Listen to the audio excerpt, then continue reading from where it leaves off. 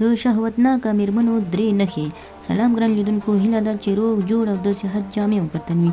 زه یو ځل بیا ستاسو په خدمت کې د یو نوي ویډیو سره حاضر یم. هیله ده چې د پام وړ مو وګرځېږي. تر هر څه دمخه باید یادونه وکړم، که زموږ چینل مو نه وي سبسکرایب کړی نو زموږ چینل سبسکرایب کړئ او په خوا کې ورسره د ګونګړي نشان ووهئ. مننه.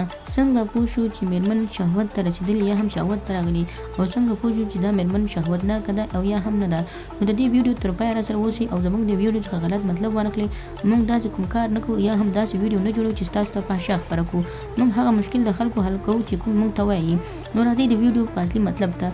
د شهوتناکه میرمنو درې نښې دي. اول، ډېرې خاندي. هغه میرمنې چې د شهوت کچه یې لوړه وي تل خاندي. دا د خندا ډېره عادي هم نه وي بلکې د کړس خندا وي. دوی په هره خبره کې دا یو کړس خندا هم کوي.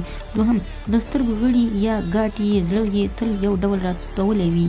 که متوجه شئ وبه یې وینئ چې د سترګو زړی یا زیړ یې په یو ډول خاندي، او په ډېرو میرمنو کې د شهوت زیاتېدو په وخت کې دا نښه ښکاره کېږي، یعنې زیړه وي.